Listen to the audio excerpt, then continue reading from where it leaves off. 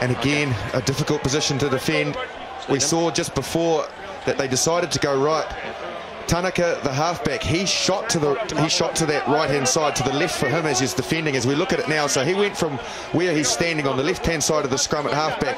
He shot across to the other side to try and get in the defensive zone on the other side. I thought it was definitely on for Carpenter and co to go left. Let's see if they recognise that from their first attack and do go left this time. See Tanaka there at the back with the red armbands on, wristbands. Pause, engage. Fairhurst gets it in. This time they do go to the left. Ripped across to Van der Merwe. Denied earlier, but he grabs the first one.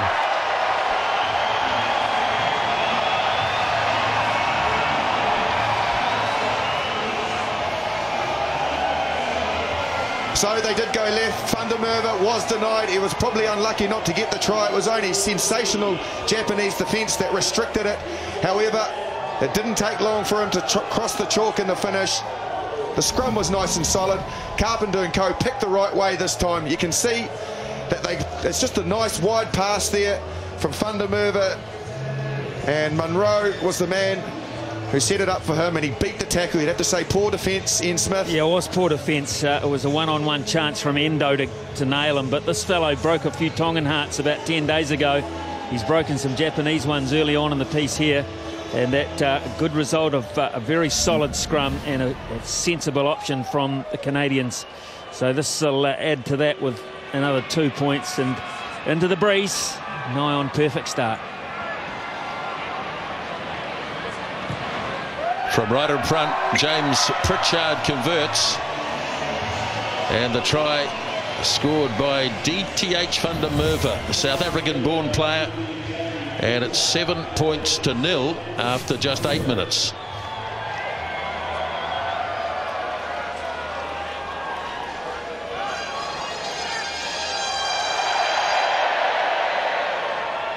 James Arledge changing his mind about the direction to kick this.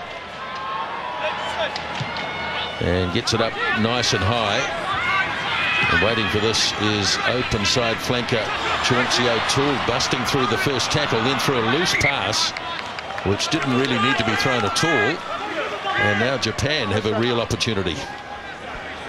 Well, they sort of looked at each other. That's Kleberger and O'Toole, who the ball was sort of landing between the two of them. It was O'Toole that took it in the finish. Sort of half broke the tackle. And the offload, it is on, but the Japanese retreating player just got his hand on it to knock it down, and then Kleberger knocked it from there. Touch. Pause. Engage. Tanaka gets it in quickly. Kikatani channels it away to Arledge. Now here again is Tupaari, strong and powerful. Got it away to Nicholas. Promising move here from the Japanese players. Charging onto this is Vatuve. As Tanaka stays blind side, they go to the line, and they're appealing for the try. And the TMO is busy. He's busy. Matt Goddard is going to be asked again, I suspect, for the third time in just 9 minutes. I'm asking second question. Second question. Yep. Well, he thinks it's been scored. Matt, can you give me a reason why I can't award this? Thank you. Now you heard him say to his touch judge there, Bryce Lawrence, I'm going to ask second question, which means he thinks he's seen a try scored.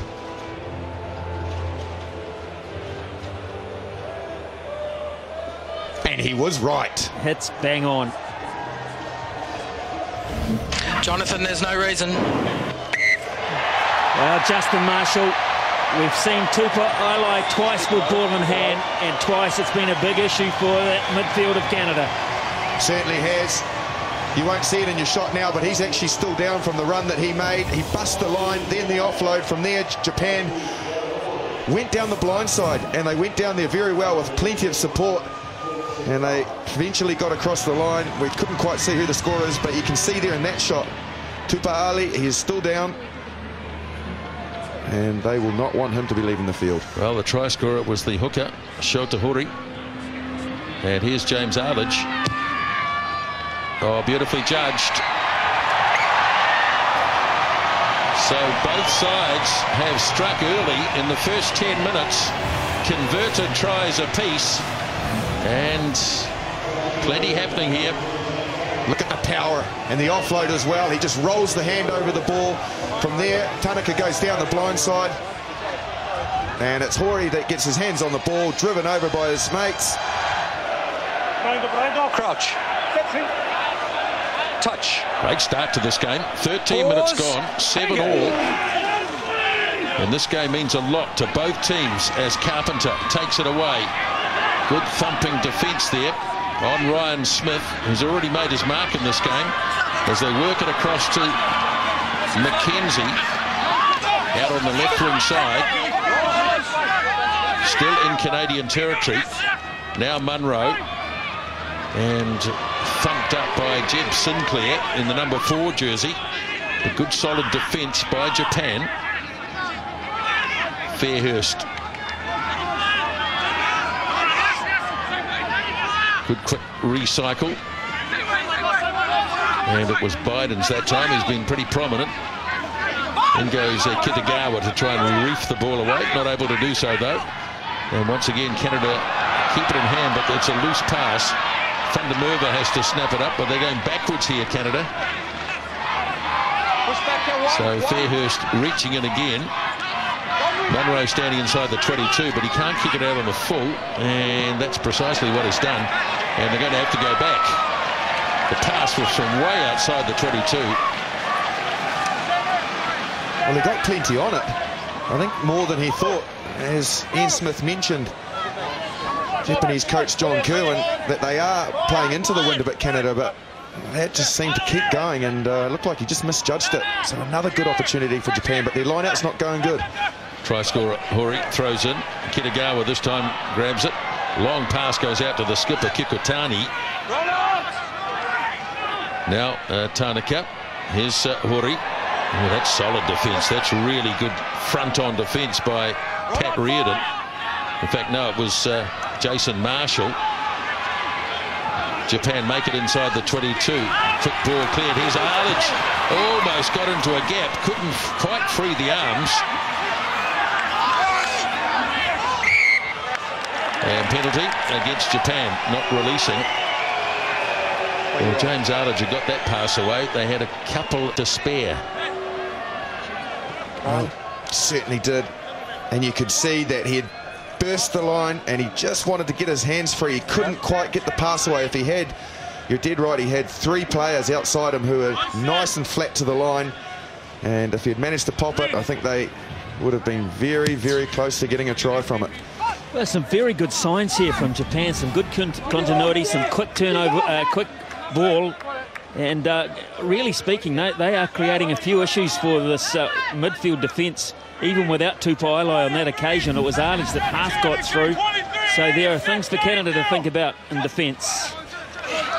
Oh, and that throw is a bit dodgy, but it came back on the Canadian side. Carpenter was able to mop it up on the second attempt. Now Fairhurst. This one holding up in the breeze. Nicely judged by Onizawa.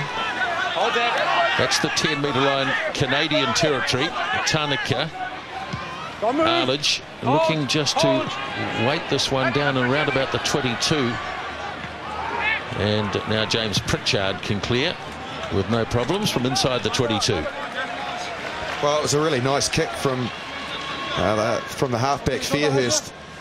Really cut down the angles. Arledge didn't have a lot on. It's not an easy kick to sort of try and get some territory from, but he managed it. Japan playing the game at speed, as you'd expect. Nicholas, who's their go-to man in midfield. Now Tanaka works it across to Hori, but he's had the ball ripped away. He wants to recover it, so there's no turnover. There will be a scrum, though. Canadian ball. Look for Michael Leach. He got that clean take. He got an earlier steal. The 7 for Japan is very handy line-out exponent at the front.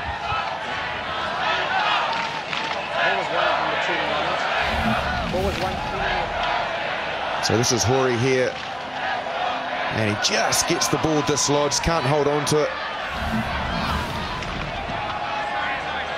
I'll be very surprised here if they don't go left again. Tanaka just wants to sit in behind and drift to the left-hand side. As we look at it, you can see him at the back there, and it's compromising the defensive system. Pause. Engage.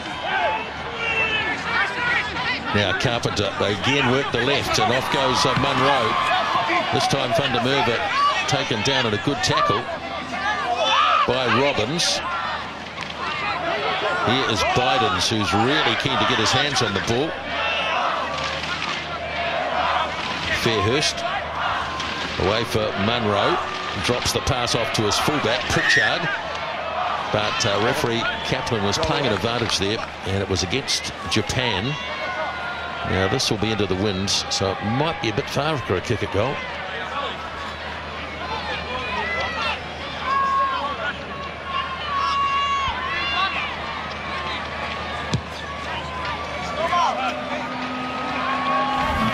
Well, he tried to get away here, didn't he? The player concerned. And it was number 4, Luke Thompson. He did his best to roll away, but it just wasn't quick enough. Yes, it's a fine line, all right. So Canada now inside Japanese 22. And Reardon throws towards the back. Nicely claimed by Sinclair in the finish. And the ball lost by Bidens and tidied up by Japan, who might even run this right out here. Got an opportunity. As right winger Endo takes it 5 out from the 22 and sets it up for Tanaka. Oh, good counter-rack. Canada. Japan guilty of not putting enough players in there. And Canada turned this over. So, Fairhurst. Off it goes to Smith. Good spot tackle in midfield. Certainly defensive midfield will be very good now with Bryce Robbins out there. Japan making a few inroads. There is Robbins hacking it off downfield, but it's a penalty advantage for Japan. Well, it was Ryan Nicholas that spotted the problems out wide, so he decided to come up nice and fast and shut it down. This is the Canadian counter-rack. They stay on their feet, blast past the ball, commit numbers. If you're going to commit numbers, make sure you stay on your feet, get over top of it. Nicholas came out of line. He's the one who made the spot tackle that forced the error and saved the situation. But for me, it was good that he did that, because I think he made amends for earlier just guilty of catching and planting when Japan had a decent overlap from the turnover they got inside the 22.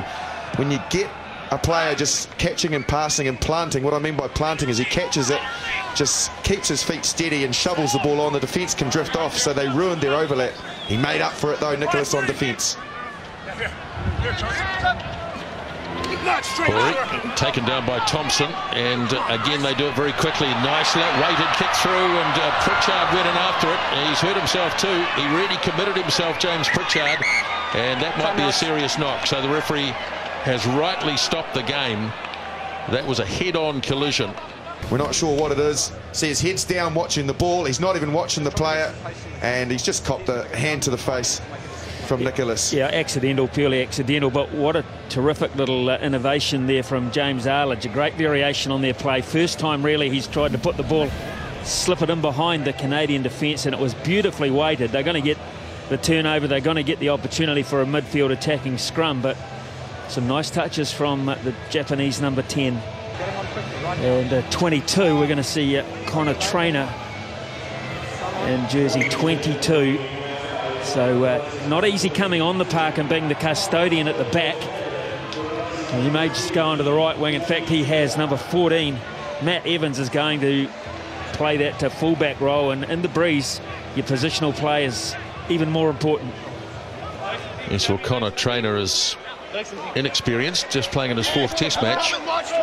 So to lose Pritchard, who's played 40-odd, is a big blow for Canada. Pause. Engage. Tanaka, good scrum, Canada. Very good scrum, but off the back goes Kikotani. Now Tanaka away for the charging Vatuve. Tanaka again. Good strong bust by Endo on the right wing. They're going to stay blindside. There's not much room over there though, so back to this near side. That's a forward pass shoveled into Kikotani. There's Tanaka away for Arledge, and good run here by Robbins up to Oni Nozawa. Oh, there's real danger when the man in number 11 gets a hold of it. He knows his way to the try line. 43 test tries, which is the 10th best of all time. Line out. Yeah, he certainly is a try scorer. For me, though, he didn't do enough there. He needs to stay and play. I know it's difficult for a winger there.